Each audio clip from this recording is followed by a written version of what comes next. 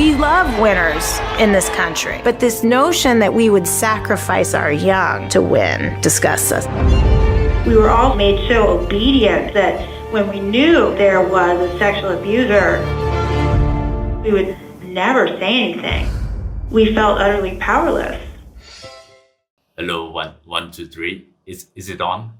Hello, welcome to our podcast Revelations. I am Emma Harvey, and today's topic is sexual harassment and abuse in sport. Let's welcome our three guests for today. Sandy Miller, a gymnast who is a sexual violence survivor. Hi, I'm Sandy. Maria Brown, a journalist who has reported on the case extensively. Hey, this is Maria Brown. And Dr. Jack Smith, a specialist in sociology of sports. Hi, I'm Dr. Jack. We will discuss the Larry Nassar case, who was the team doctor of the United States women's national gymnastic team and used his position to sexually assault hundreds of women and girls. I have been playing gymnastics since I was, 5. I actually enjoying it. I actually have experienced sexual abuse when I was young. However, I didn't know that it was abuse at that time. If you don't mind, could you explain in more detail about your experience, Sandy? Well, at that time, Raleigh was a kind and a funny guy. He made all of us laugh in the stressful Olympic camp. Sometimes he sneaked us food and candy, and I really consider him as a friend, someone that I trusted. And it did not feel right when he did something such as massaging my breast or touching my private part. But I thought that was some kind of medical treatment, or it was a normal thing that doctors do. I asked one of my friends, and they said he did kind of similar thing to everyone too. So I thought that was okay. Wow, that is shocking. Well, I think there are also many similar cases out there, but no one talks about them. Maria, can you tell us why some sexual abuse cases seem to be more important than others? Yes, of course. I think it is related to the role of media in socialization because we have to reinforce ideas and social behaviors by rewarding some behaviors or punish others. It is a fact that people rely on us for being informed, which at the same time give us a lot of responsibility and power. As a person in the media, I really agree with that. Well, I hear you say you got a role in socialization. Can you explain more about what is socialization? Sure. So, reporting news is a fundamental key for shaping public beliefs, especially on rape and sexual assault. According to Layman's article, using different words can affect people's perception, such as victim instead of accuser, and rape versus non-consensual sex. The language used by us, the media, can diminish or increase the perceived severity of that specific content. Oh, I can see that clearly now. Well, I have heard that about Larry's case. He's not the first person who brought the media attention, right? Yes, there are also a lot of similar cases like this. If it's not the first time and there are cases that happened before, what causes the media to highlight some cases more than others? Well, media coverage of rape and sexual assault often focuses to blame one person rather than societal causes of such crimes. According to Rachel's study, big news and sensationalism might contribute to these episodic frames, ignoring systemic or thematic failures. I can explain this more clearly. Episodic framing focus on isolated events, putting just one protagonist in the story, not an Nassar, for example, while thematic frame explore the story in a broader context, including social conditions and general trends that contribute to that problem. In this case, could be the pressure on the gymnast, isolation of them, cost abuse, lack of confidence, and obedience. If you see this pattern, it's not just happening in gymnastics. And there are other sports that have to deal with sexual abuse for both males and females. Yes, Dr. Jack is right. And there are other considerations to think about. First of all, the scandal took over a year to gain any meaningful traction or coverage within the news media. And it seems that just when the name of Nassar appeared, was time to pay attention, despite other athletes had mentioned sexual abuse from other coaches. Second, when we compare this case with other cases that involve men's or boys' abuse, the response of media was totally different. Different? You were saying that sexual abuse is happening for both male and women? Can you explain it better? Yes, of course. It will be clear with the statistics. In 2013, female athletes who make up 40% of all the sport participants in North America only receive 2% of the total sport coverage. This reflects the dominance of male athletes and male-centered narratives in sport media, which, which is an example of male hegemony. When female athletes are involved in a transgression, they still don't receive the same level of coverage as the story about sexual abuse of male athletes or boys. This could be due to an ideology that normalizes abuse of women. Oh, okay. Can I jump into it? Yes. There is the theory of tokenism explained that women are often be expected to be like victimized. So story about sexual abuse of female athletes may not be as shocking or receive as much coverage as stories about sexual abuse of male athletes or boys. This is due to societal expectation association with masculinity and sport. Additionally, the coverage of this story often include homophobia. The Nassar case had minimal coverage initially, but gained more attention when high-profile individuals came forward as victims. However, the focus remained on individual athletes as victims rather than examining the larger societal issue at play. I also have my opinion about this. I think when a case such as rape or sexual assault happens, we tend to blame one person rather than to look at the societal causes of such crime. I feel so frustrated because this is not actually our fault, but I have no idea why people often blame us who are victims. In fact, from what I know, gymnastics is not the only sport that faces sexual abuse problems. It also happens in diving, swimming, and judo as well. As a sports sociologist, do you think the sport globalization makes sexual abuse of women in sport widespread? For example, that more men see this as an example and imitate that? Well, the impact of sport globalization on the prevalence of sexual abuse of women in sport is complex and involves a range of factors beyond globalization itself, including cultural norms, organization culture, and power dynamic, as Breckenridge has mentioned in his research in 2015. Some sociologists, according to Stevenson 2002, also say that sport is a platform for men to control women's appearance to ensure that they do not threaten male superiority and that may influence globalization. Can you give an example of this phenomenon? Well, during the 1999 French Open tennis tournament, the Australian media and author compared the physical appearance and sexuality of Russian player Kornikova. I don't know if pronouncing is right or wrong, sorry. And French player Maurice Mo and Maurice Mo's muscular physical body and lesbian identity were discussed, while Kornikova's feminine appearance and body shape received more attention from the media and male fans. You can see it from the research of Gill in 2007. To conclude, we can see that men want women to look feminine just to satisfy their personal needs, and this might lead to a higher chance of sexual assault in women's sport. Moreover, I have found a lot of research about sexual abuse in women's sport in many countries too. Really? Can you explain it in more detail? According to the Bertman in 2015, from the establishment of a telephone service on SSA, which stands for Sexual Harassment and Abuse, there were 323 reports to the helpline between 2001 and 2010. The majority of victims were athletes, with only a small percentage of coaches, medical staff, and other personnel. Almost 60% of reports involved female victims, and the most common type of unwanted behavior reports was functional touching. Functional touching? What is that? If you want, I can explain that. For example, touching of breast or genital areas during the coaching sessions and some unwanted cuddling or kissing. There is also research by FAST in 2011 which showed that 34% of female students studying in the sports department of academic institutions in Czech Republic, Greece, and Norway had experienced sexually harassing behavior from a man and 12% from a woman. While the common forms of sexual harassment were repeat unwanted sexual glances, comments, teasing, and jokes about the body and private life.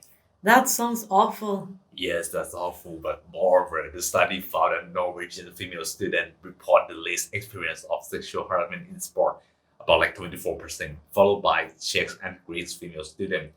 The difference in the rate, we think it might be attributed to the social gender equality rights and the existence of sexual harassment laws and policy in effect.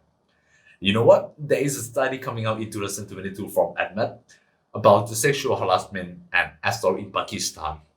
It found that female athletes in both India and Pakistan have faced various forms of coarse sexist behavior, dirty jokes, or invitation to the movie or dinner, and unwanted physical contact. Some of them were told that they had to engage in sexual relationship to make the national team. That is horrible. Yes, I know. And I just want to add more about this. Actually, there is a lot of sexual abuse case across the world, as there are more exposure of sexual abuse. More people see it and they might imitate because many times it is hard to catch and the victims are rarely stand up. Therefore, people are doing it more and it is spread worldwide. Okay, well, let me just come back to Larry's case. How Larry Nassar's sexual abuse of gymnastics went on for so long. What do you think? I think the main problem is even though some of the gymnasts spoke up about it, the US Gymnasts and the US Olympic Committee didn't do anything at all to stop it because they only wanted to protect their own reputation. They didn't want to destroy their good and beautiful image. Also, the US Gymnasts and the US Olympic Committee wouldn't report to any authorities, the police, or FBI unless the victim or a victim's parents signed the complaint, which made things really hard. NASA was in a powerful position and had the trust of the athletes and their parents, so he had been able to keep abusing them for such a long time. And unfortunately, the coaches and directors didn't believe the athletes when they spoke up. So NASA continued to abuse girls for years. Overall, it's pretty messed up. Clearly, it was a system that working to enable Nassar to continue abusing, right? Yes, definitely, you can say that. Well, there is also a term, hegemonic gender. Dr. Jack, can you tell us how does it relate to sexual violence against women and girls in sports? Sure. This case shows how power structure and politics of gender work together to enable abuse. According to Siltanen and Doket in 2017, hegemonic gender refers to the relation of dominance and power where the relation between genders become naturalized and unquestioned. Sexual violence against women and girls in sport is based on men's dominance and control over women's and girls' bodies, perpetuated by hegemonic masculinity. This type of violence is a structural and systematic problem. Among the sexual abuse case, how do you think commercialization has an impact on them? Well, I've been in gymnastics for over a decade now, and I've definitely seen the impact of commercialization on the sport. There's a lot of pressure to win and perform at a high level, and sometimes that can come at the expense of our health and well being too. I have to admit that I am sometimes fed up with being on and off the rehab and on training again. Yeah, I think it's important for sport organization to prioritize athlete safety and make sure that winning isn't the only thing that matters. Yeah, I totally agree with you. And I also think that commercialization in sport can create a culture where athlete safety is not a top priority. In the NASA case, there were warning signs and red flags that were ignored because the focus was on winning and promoting the brand of the organization. It's important for sports organizations to be accountable and transparent and put athletes' safety and needs first. Well, what are your thoughts on the potential conflict of interest between sports organizations and their athletes? It's not uncommon for athletes to be dependent on their organization for financial support and access to competition and resources. This can create a power dynamic where athletes may feel like they can't speak out against abuse or misconduct. Sports organizations need to create a culture of accountability and transparency and make sure that athletes feel safe and supported when they come forward with complaints, according to Denman 2019. That's a good idea. And Dr. Jack, just a little curious here. Why do you think the sports organization still paid a good salary to Larry Nassar? Well, that's a good question.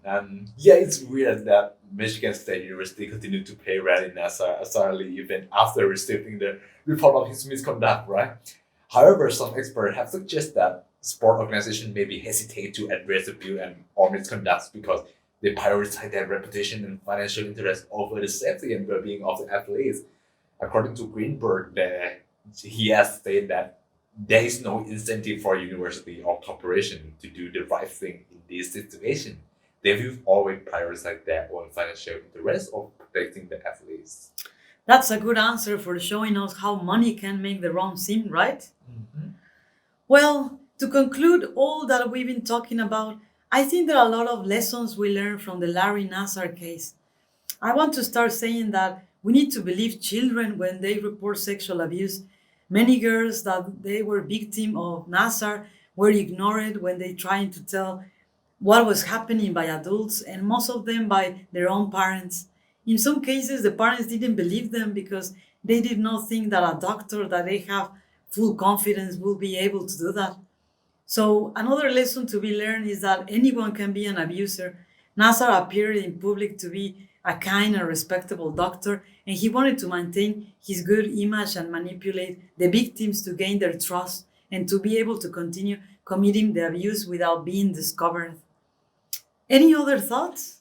Yeah, I also think that it's necessary to prevent re-victimization. According to Party 2022, the victim have already suffered trauma due to the abuse and suffer and also have lived traumatic experience due to not receiving the support of their close social circle, like from friends, family, and neither by the authorities that should protect them.